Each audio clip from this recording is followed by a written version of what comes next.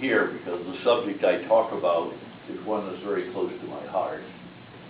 My first start with this idea came about through Mr. Hamilton, who some years ago, my granddaughter was a student in his class, history class, and he gave a project for anybody to interview a World War II veteran.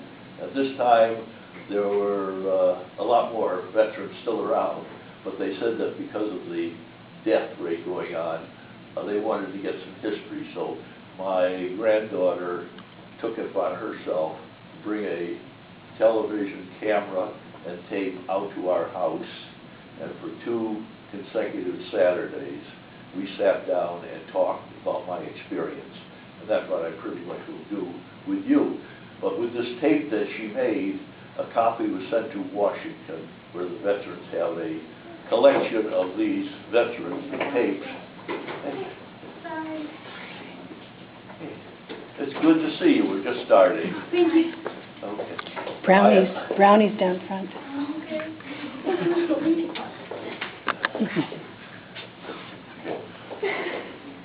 That on the board is my name, Bob Hinchliff.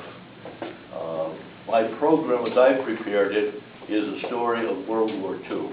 World War II. In the Veterans Council or something, information that we put out in your bulletin, there was a slightly different story. But the one that I am going to present is World War II. And now World War II is an interesting period. Actually, hey, good for you, come on in. Tori just introduced me, so I'm Bob Hinchliff, and I'm just about to start right now. Okay, I'm going to be talking about World War II. World War II. Now that, as a term, refers to a period of time. World War II began when the Japanese bombed Pearl Harbor. World War II ended with the signing of the peace treaty in Tokyo Bay in 1945. So when we talk about World War II, we in America talk from December of 1941 to September of 1945. There's about a 4-year period, and that is called World War II.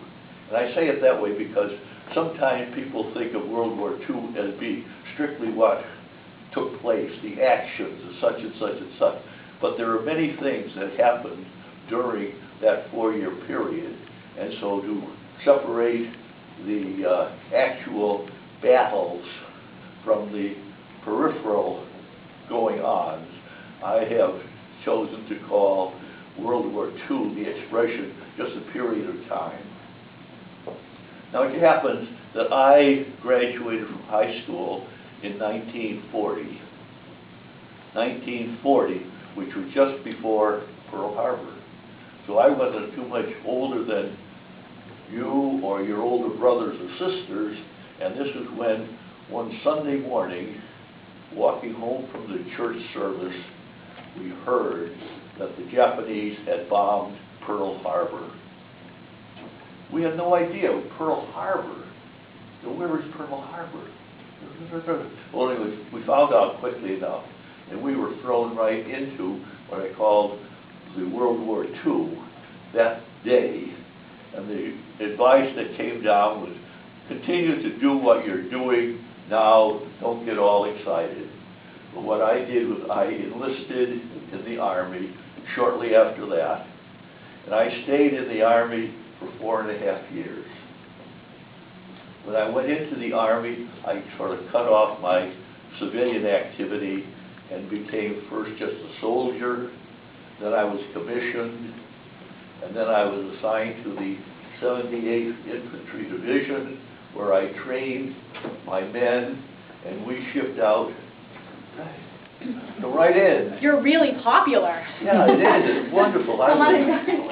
Brownies down front. There's more seats over here if you like them, or down in front. Good. Nice to see everybody. So I was just introducing myself after Tori had given the fact that I live in Wellesley here. But I'm talking about World War II.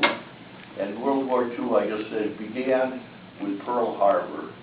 In December of 1941, the Japanese bombed Pearl Harbor, and at the time of happening, we had no idea where Pearl Harbor was. But we certainly learned about it, and we suddenly became World War II people. And when I speak of World War II, that's what I'm talking about.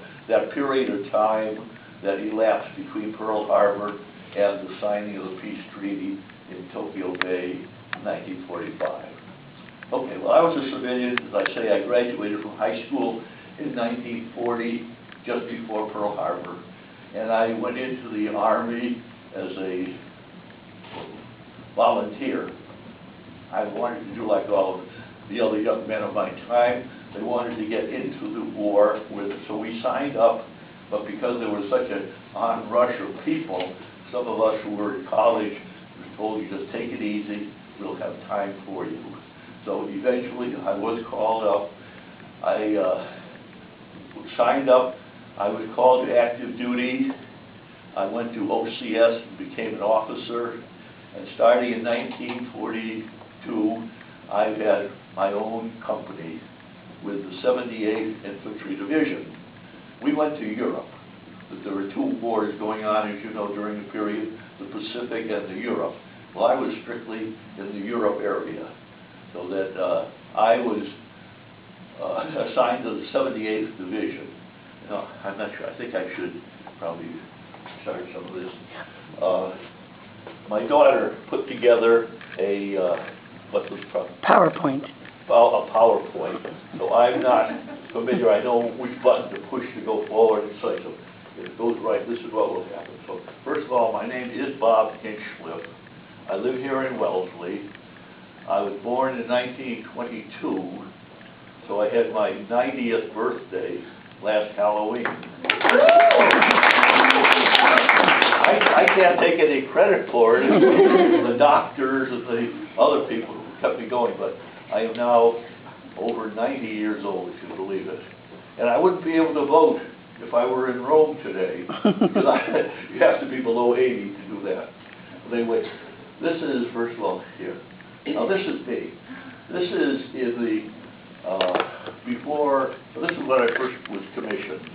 So this has been about 1943. I have no ribbons, as you see. I do have the lieutenant bars. The cross rifles indicate that I was infantry at the U.S., and that was my picture back in I was about 18 years old, 19 years old at that time. No, I went too far. There you go. These are my brothers and my sister. I have two brothers. One, well, there's the two middle ones. Let's start there.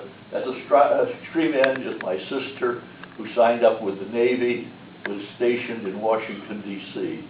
Next to Rita Mae was my brother Tommy, my older brother. He was in the anti-aircraft. He was in the South Pacific. Next to that is my younger brother Joe, who was a pilot flying out of India across the hump to China. And this is me at this end here. And now I have my rifleman badge, which combat infantry badge, which meant that I was actually in combat. Now, that's an interesting feature because people in World War II, we had 16 million Americans in uniform. 16 million. The country was about 200 million population. We had 16 million people in uniform. But of those 16 million, there was about 500,000 that actually were combat. You know, you need a lot of support all the way through, and that was the fringe. But for us, who actually fought in the foxholes, in the woods, in the islands of the Pacific, that was the combat. So I'm at this end, and that badge, this upper one here, is combat infantry. If you ever see anybody with that, it means that they were actually being fired on by the Japanese or by the Germans, and that's one that I'm quite proud of. I do have now the Bronze Star, which was a result of some action on my part during the Battle of the Bulge, but at this point, I had that badge.